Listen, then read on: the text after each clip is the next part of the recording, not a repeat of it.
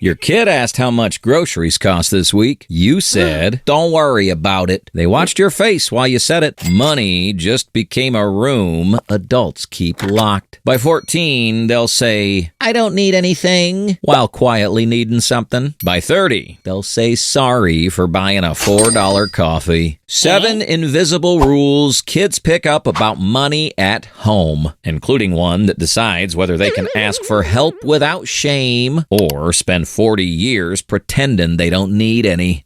The adults only room.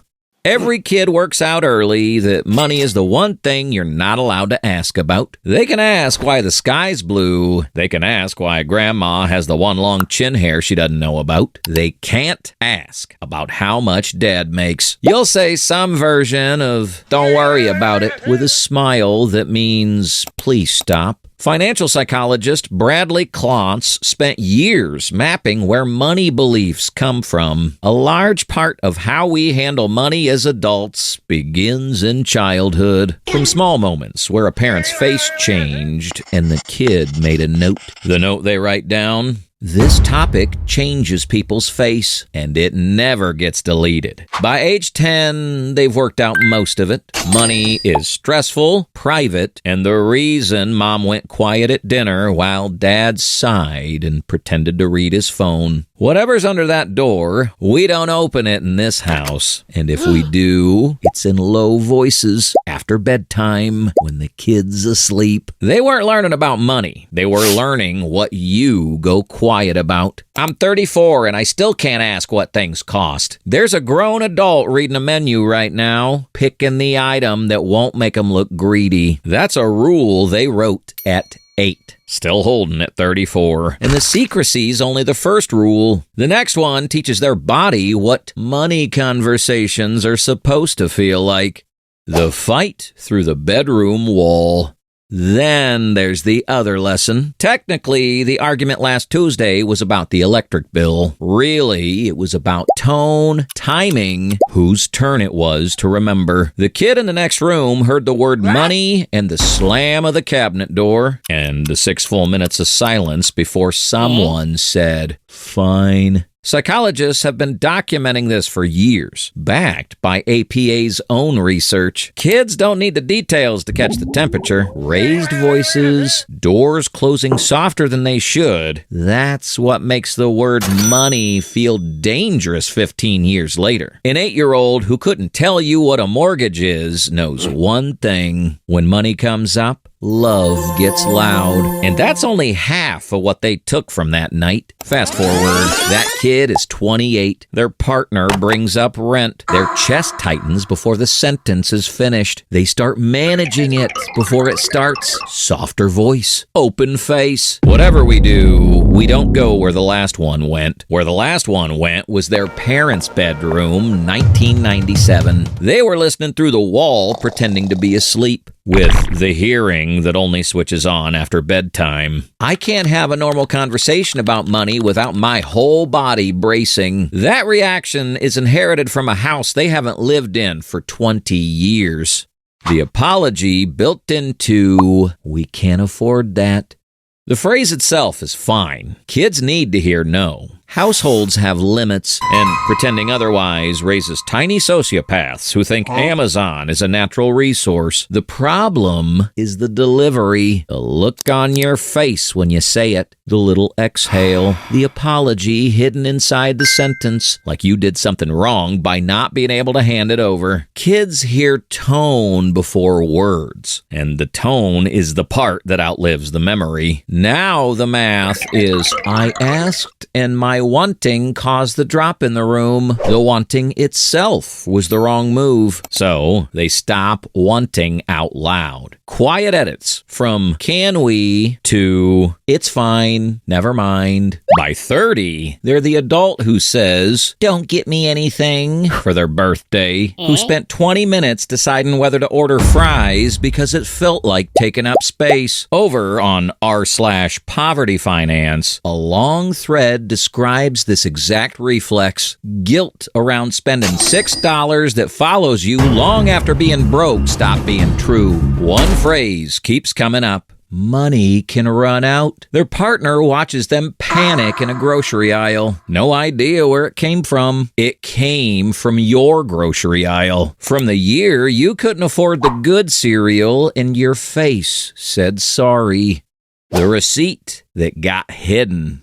The other one gets tough without a single word. Around age 7 or 8, they start clocking it. A shopping bag gets shoved into a lower cupboard mid-motion. There's a specific speed a parent hits, turning into an amateur magician the second a kid walks into the kitchen. The face catching itself. The quick, "Oh, you scared me." The kid doesn't know what was in the bag, only that the bag existed, and then stopped existing the second they walked in. Same thing happens with the receipt folded small and pushed under coffee grounds in the bin. The Amazon package rerouted to a neighbor's porch. You never had to say, "This is wrong." The kid read it off your face. Buying things is fine, as long as the person who loves you never finds out. That's the rule. Nobody ever said it out loud. 20 years later, the kid doesn't lie about anything except the ASUS package, and you can't explain why it feels involuntary. They open a savings account they never mention. Partners never once been controlling and hide anyway. Because at 9, they saw a receipt get buried and absorb the system without a word from you. That's the whole trick of it. Every money secret becomes a sentence the kid never hears and spends the next 30 years obeying. A 2021 NEFE survey found 43% of adults with combined finances admitted to some form of financial deception. Most were avoiding something specific. The exact fight they heard through the wall at 10. Then there's the reverse. Whole Reddit threads of millennials who found out their parents had been fine the whole time. They'd just decided the kids should think otherwise. What broke the learning was the family story had a wing they were never let into. I found out at 27 that they'd had savings the whole time. The performance of "we're doing fine."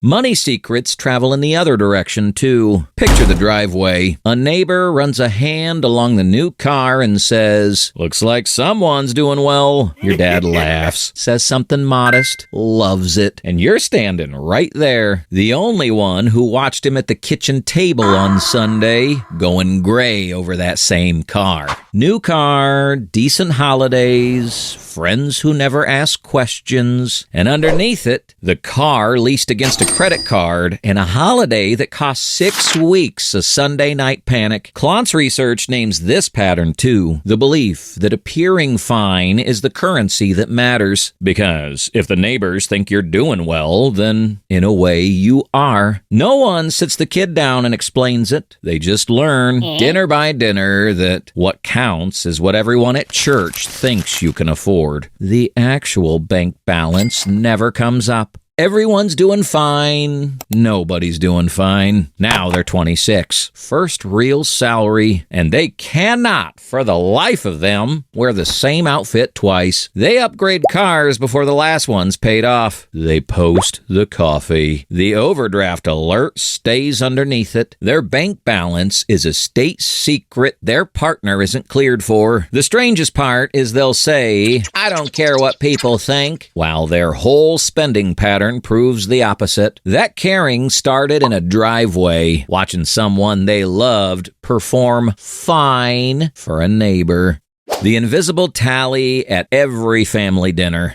The next rule shows up somewhere between 9 and 12. The waiter drops the bill at the table. A pause, a reach, a protest, an insistence. Somebody puts a card down and mutters, "You got the last one." Every family has run this exact play. Nobody has once enjoyed it. The kid understands none of the math and reads every degree of the temperature. The bill covers who paid and who owes, who's generous generous and who's moochin', who's the good son and who's the disappointment. All of it converted into dollars and settled at the end. That's when kids learn money is a ledger. And that sounds harmless. It isn't. Love goes on one side, debt on the other. And every gift comes with a receipt you'll be handed 6 months from now, mid-argument. As adults, they can't accept help without calculating what they owe. Someone buys them coffee, and they buy the next one before the first sip cools. Their partner covers rent for a month, and they spend that month balancing books their partner never asked them to. They call it being fair. Everyone else calls it being uptight. Both are correct. What it actually is, an uncle at Christmas in 1994 saying, well, I paid for the tree, so I can't let anyone do anything for me without paying it back someday. The kid who stopped asking for school trips.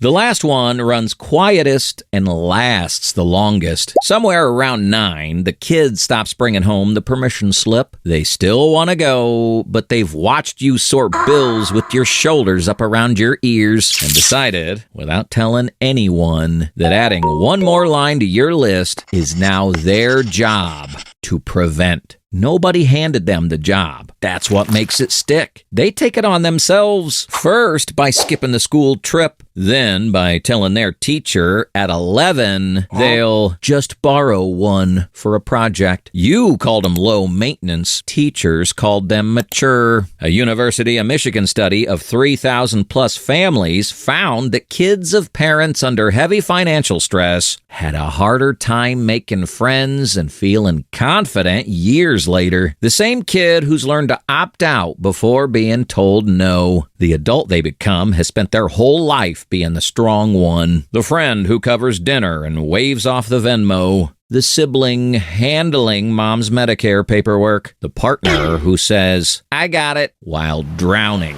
Help from other people scans as intrusion. Financial problems get solved silently at 2 a.m. alone. I still can't tell anyone when I'm struggling with money. The independence they built is another form of protection, and you're still the person it's protecting. But none of those rules matter as much as the one you give them next. You can rewrite the whole thing. It takes one boring Tuesday moment. You sit at the table on a Tuesday, kid across from you eating cereal, phone face down, nothing dramatic in the air. You say, out loud, no big deal. The electric bill was rough this month. I'll sort it, and it isn't your problem to fix. I just wanted to say it out loud because I don't want money to be a weird thing you can't ask about in this house. Then you go back to your toast. Small, unremarkable, the kind of thing they'll forget the specifics of within a week. What they'll remember is that money got attention in the kitchen, nobody's face changed, and you told them the weight of it wasn't theirs to carry. Do that often enough, and the adult apologizing for a $4 coffee 30 years from now doesn't have to be your kid. That's the rule they take into every relationship they have for the rest of their life. If this one landed, there's a quieter version of the same thing. Not